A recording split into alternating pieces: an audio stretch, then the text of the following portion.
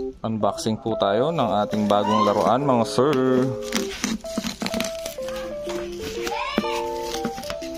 Matagal ko na itong nabili, ngayon ko lang naisipang buksan. Oops, uy. MiG 250 DC inverter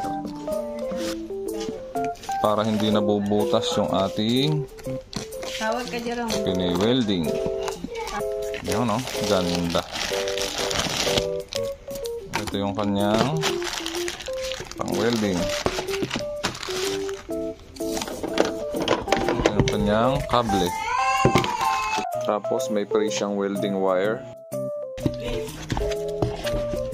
Meron siyang pang maskara, pang welding.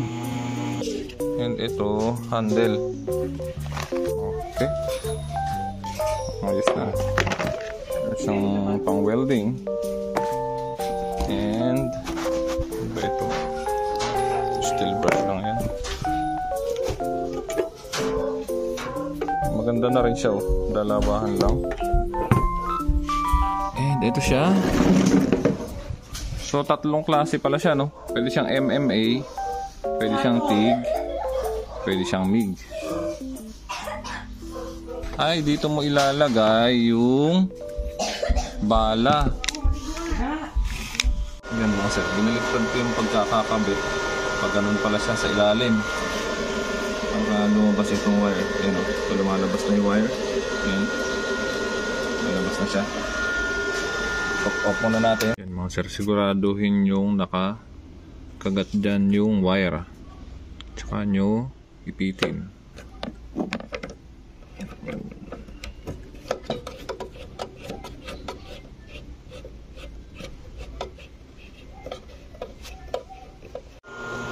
Mga sir, ang naging problema ko dito, ayaw magtuloy-tuloy na lumabas ng wire pag ginagamit mo siya.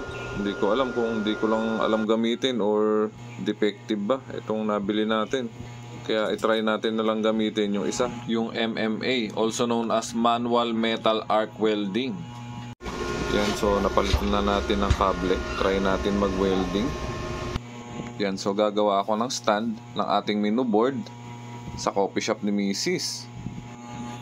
Bali 2x3 yung size ng board na ilalagay natin dito. Tapos yung taas ng ating stand is 5 feet. Yan, so wine-welding ko na. So pagdating naman sa welding, napakaganda ng quality niya, no? Hindi siya dumidikit-dikit. Ang sarap niyang pang-welding. Grabe, sulit. Yan, sa pinutol ko na yung pinaka brace niya sa likod para tumayo siya. Yan, so ito ang kagandahan pagka kompleto ka ng gamit, ano? So inipit ko siya ng C-clamp, tsaka ako winelding na. Ayun, suabe.